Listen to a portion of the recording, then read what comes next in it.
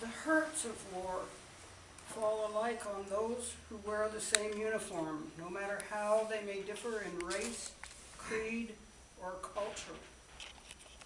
Those who fight together suffer together to achieve a common gain. In the similarity of battle dress, there is a common denominator, the common purpose, the sharing of danger and suffering, which brings in time of war a tolerance which adds strength to the cause. As we put aside the brown and the blue and the green fabrics that made us one people on the battlefields, we can hold in our minds the tolerance we have achieved. In tolerance, there's progress. Progress toward a better and happier world. A U.S. Marine Corps chaplain once said, "It is the soldier, not the reporter, who has given us freedom of the press. It's the soldier, not the poet, who has given us freedom of speech. It is the soldier, not the campus organizer, who has given us freedom to demonstrate.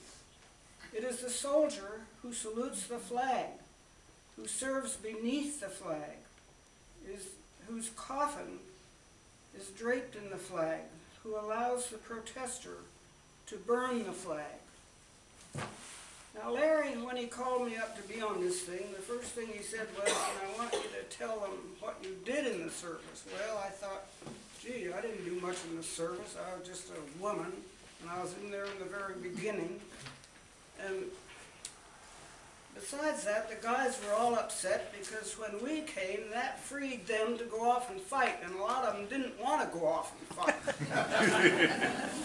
So anyway, I thought maybe give you a little bit of demonstration of these uniform things. But first of all, I'd probably better tell you that our family is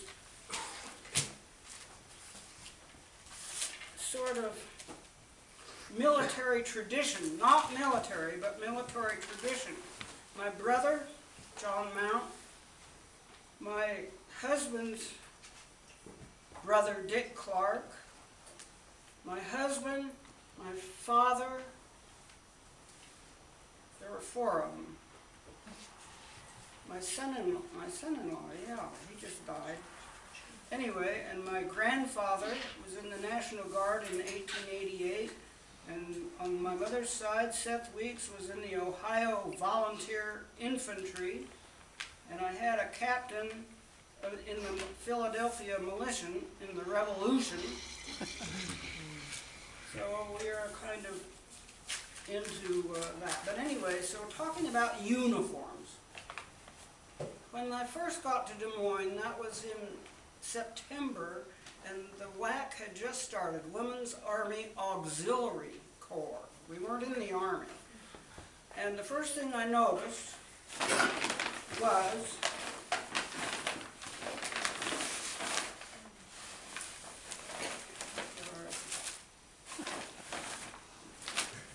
my shoes, but I forgot them.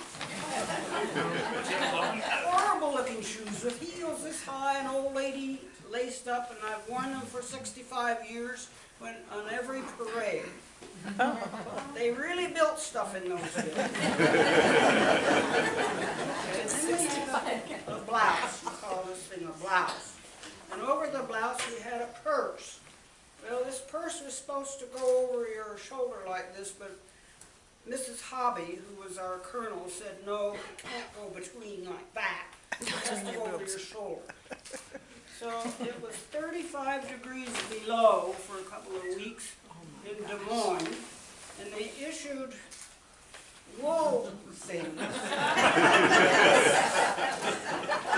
They were wool, and we had to put them on, and then we had to march through the town of Des Moines to get to our class, which was nice and warm.